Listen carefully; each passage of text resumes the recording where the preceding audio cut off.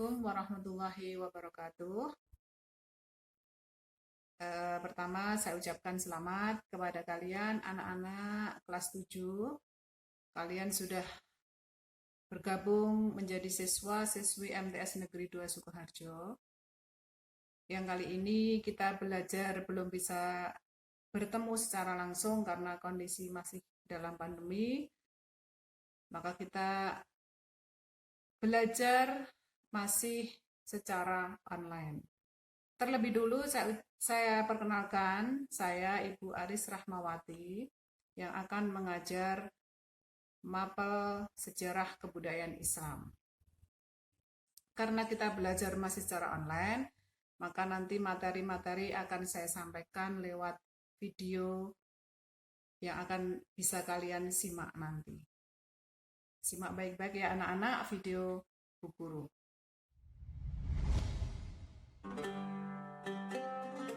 Sejarah Kebudayaan Islam, kelas 7.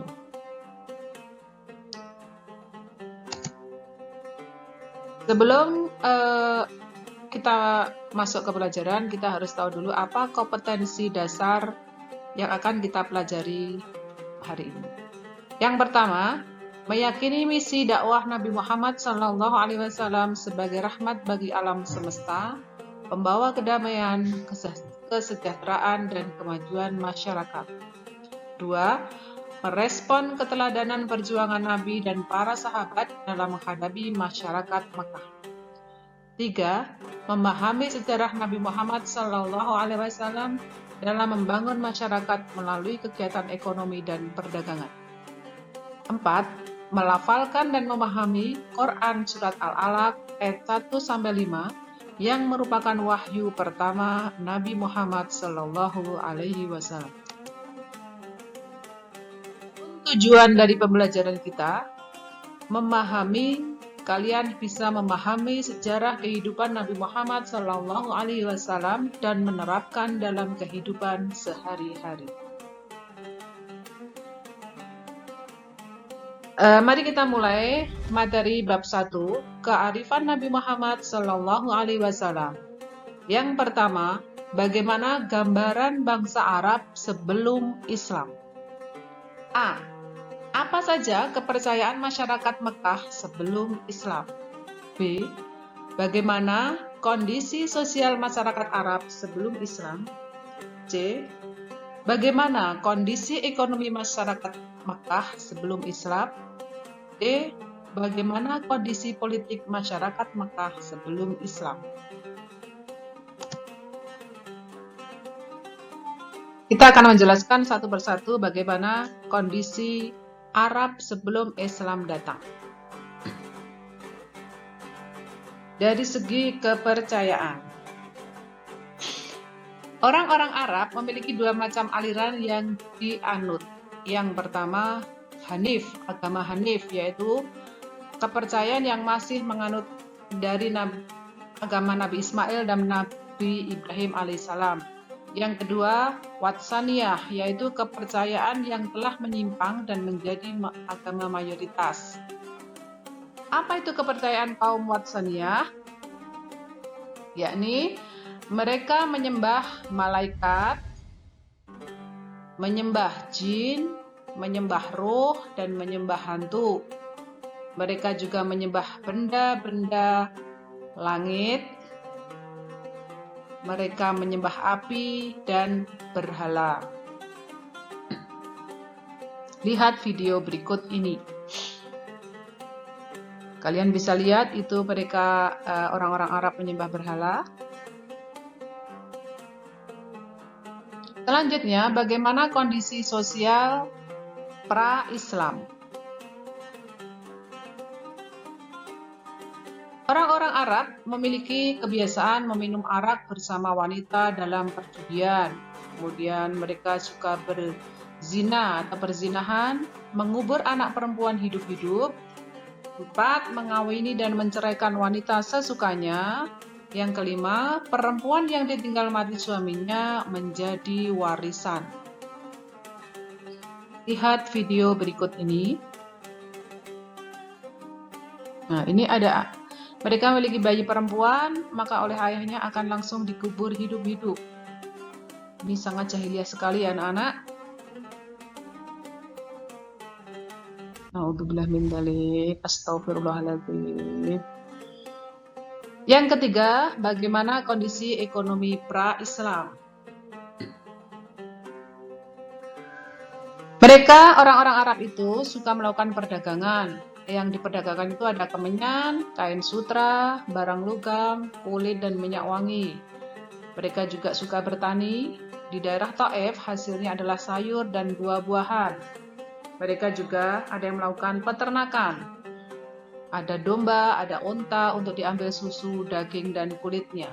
Lihat video berikut ini. Nah, ini di perdagangan mereka suka mengurangi timbangan. Oke. Yang keempat, bagaimana kondisi politik bangsa Arab pra-Islam?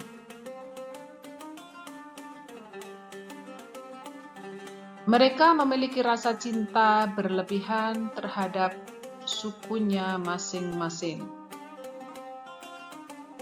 Mereka juga terpengaruh tidak kekuatan politik besar. Yang pertama, Kekaisaran Nasrani Bizantium.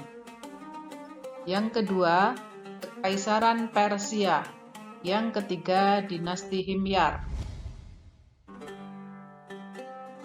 Maka Nabi Muhammad kemudian diutus oleh Allah untuk mengajarkan beberapa misi. Jadi misi dakwah Nabi Muhammad yang pertama adalah mengajarkan ketauhidan.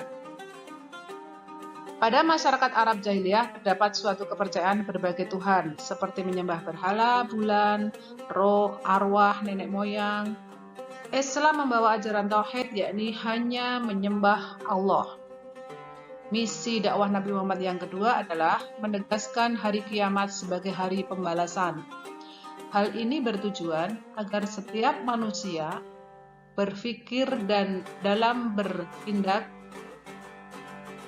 karena setiap perbuatan yang mereka lakukan akan ada balasannya. Misi dakwah Nabi Muhammad yang ketiga adalah mengubah perilaku masyarakat jahiliyah. Nabi Muhammad SAW memberikan teladan akhlak yang terpuji. Kebiasaan tercela seperti berjudi, minum khamar, membunuh, dan lain-lain, cara bertahap mampu dihilangkan oleh Nabi Muhammad SAW. Misi dakwah yang keempat adalah mengangkat dan melindungi hak asasi manusia. Dalam masyarakat jahiliyah terdapat tradisi perbudakan, sedangkan Islam mengajarkan semua manusia sama derajatnya. Kehadiran Islam mengangkat martabat mereka yang tertindas seperti duafa dan fakir miskin.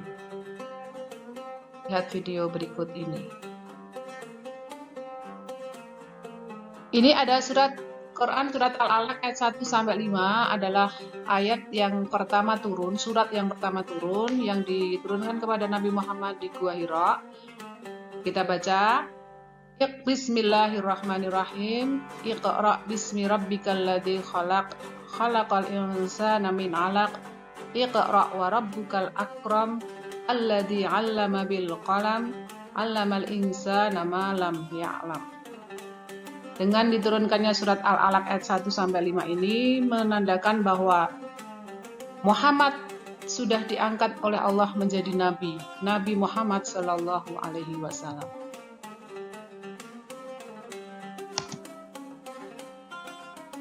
Anak-anak, setelah kalian memperhatikan tayangan tadi,